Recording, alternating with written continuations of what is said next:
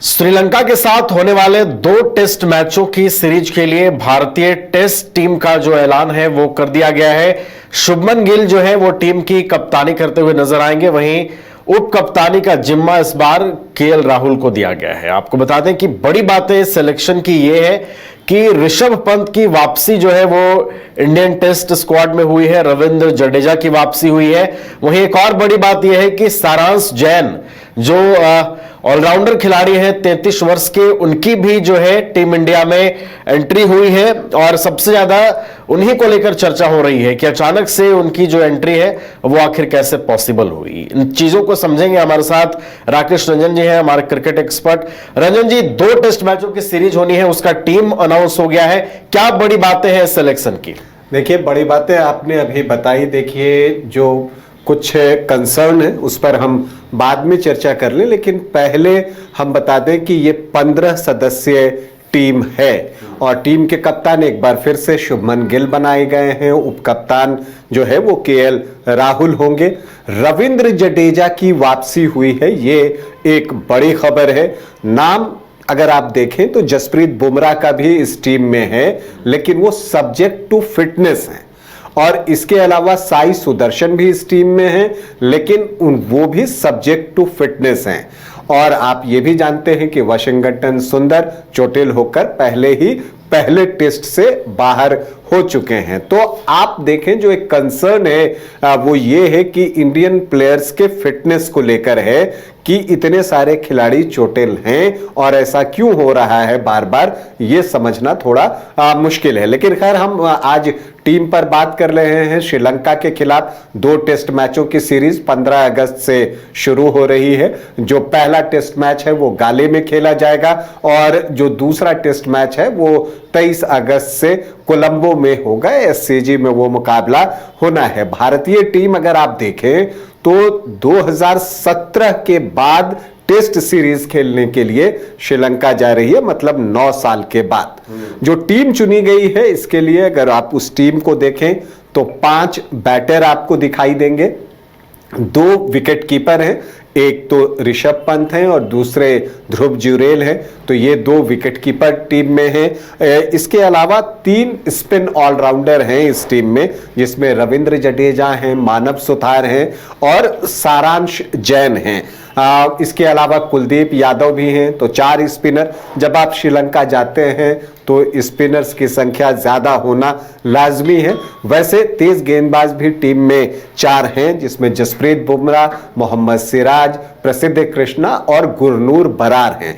तो ये 15 सदस्यीय टीम है, जिन 5 बैटर्स की अगर आप बात करें तो यशस्वी जायसवाल और केएल राहुल पारी की शुरुआत करेंगे। साई सुदर्शन 3 पर होंगे अगर वो फिट होंगे तब, क्योंकि अगर आप देखें तो जब इंडिया ए टीम श्रीलंका ए के खिलाफ श्रीलंका में खेल रही थी और जब उन्होंने डेज मैच खेले तो उसमें साई सुदर्शन का प्रदर्शन बेहतर रहा था।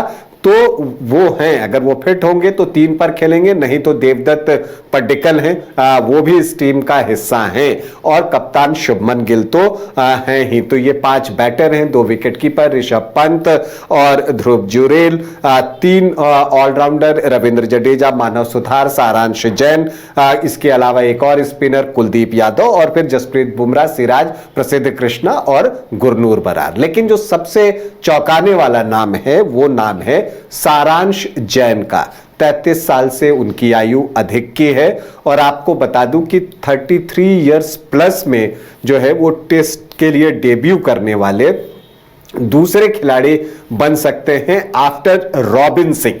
तो रॉबिन सिंह के बाद जो है सारांश जैन बन सकते हैं। सारांश जैन मध्य प्रदेश के लिए रणजी ट्रॉफी खेलते हैं, काफी लंबे समय से खेल रहे हैं और खास बात यह है नवीन कि उनके पिता भी मध्य प्रदेश के लिए रणजी ट्रॉफी खेलते थे। और जो सारांश जैन है उनको आप ये कह सकते हैं कि उन्होंने थोड़ा देर से पिक किया है। शुरुआती सालों में उनको वैसे कामयाबी नहीं मिली, लेकिन 2022 के बाद जो है ये लगातार बेहतर प्रदर्शन डोमेस्टिक सर्किट में कर रहे हैं। और इस दौरान इनको ऑलराउंडर का जो डोमेस्टिक क्रिकेट में अवार्ड होता है, लाला अमरनाथ अवार्ड, वो भी मिला। और इन्होंने बल्ले और गेंद दोनों से जो है अच्छा प्रदर्शन किया है। ऑफ स्पिनर हैं, हाई आर्म एक्शन है इनका, और इनकी गेंदों को डिप मिलता है, फ्लाइट जबरदस्त है इनके पास, और बल्लेबाजी भी ये अच्छी कर लेते हैं। और अभी श्रीलंका ए के खिलाफ जो डेज मैचों की सीरीज हुई थी, उसमें दूसरे मैच में इन्होंने 70 रन बनाए थे और दोनों पारी मिलाकर 6 विकेट भी लिए थे। तो उस प्रदर्शन के बूते इनको टेस्ट टीम में जगह मिली है। लेकिन एक दिलचस्प बात यह है कि सारांश जैन कुछ दिनों पहले एनसीए में थे, बेंगलुरु में, और वहां पर हरभजन सिंह के साथ ये थे। और हरभजन इनकी बहुत तारीफ करते हैं, और हरभजन की एक लाइन ने इनकी जिंदगी बदल दी है। हरभजन ने कहा कि कुछ पाने के लिए कुछ खोना नहीं पड़ता है, कुछ करना होता है। तो फिर उन्होंने वो चीज किया है, उस पर वर्कआउट किया, अपने खेल पर काम किया, मेहनत की, और आज इस टेस्ट टीम में शामिल हैं। ऋषभ पंत टीम में आ गए हैं और देखिए वो विकेटकीपर की भूमिका निभाएंगे। ध्रुव जुरेल एक बैटर की तरह टीम में खेल सकते हैं, इस बात की संभावना से इनकार नहीं किया जा सकता। तो एक टीम अच्छी चुनने की कोशिश जरूर हुई है, लेकिन जसप्रीत बुमराह का फिटनेस एक कंसर्न होगा, क्योंकि टेस्ट मैचेस और वनडे में आपको बुमराह चाहिए और फिट बुमराह चाहिए।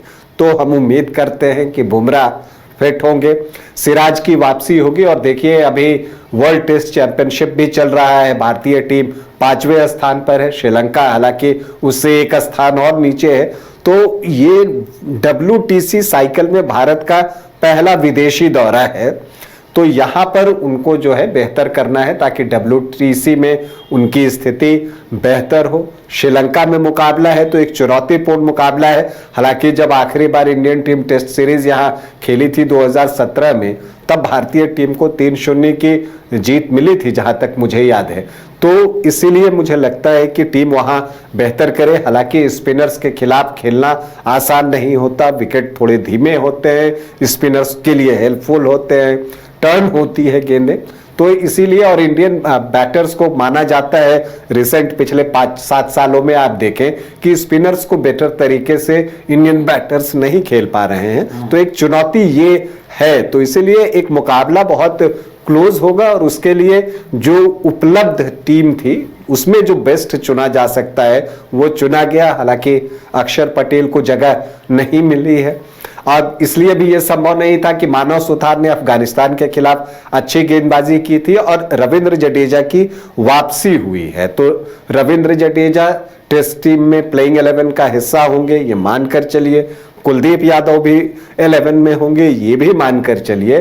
तो ऐसे में मुझे लगता है कि मानव सुथार को इंतजार करना पड़ सकता है, बाहर रहना पड़ सकता है अफगानिस्तान के खिलाफ बेहतर प्रदर्शन करने के बाद भी, क्योंकि फिर एक ऑफ स्पिनर आपको चाहिए और श्रीलंकाई टीम में लेफ्ट हैंडर्स ज्यादा हैं।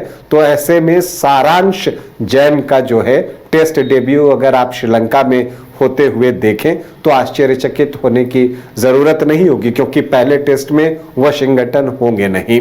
चलिए, तो भारतीय टेस्ट टीम का ऐलान हुआ है और 9 सालों के बाद भारतीय टीम श्रीलंका में टेस्ट खेलने जा रही है। तो उम्मीद है ये टीम जो WTC का साइकिल चल रहा है उसके अंतर्गत ये सीरीज हो रही है, तो काफी महत्वपूर्ण ये सीरीज होगी और भारतीय टेस्ट टीम अच्छा प्रदर्शन करे। ये खिलाड़ियों की जो टीम है और जो सिलेक्शन नए नए हुए हैं ये भी अच्छा परफॉर्म करे, इसकी भी उम्मीद की जा रही है।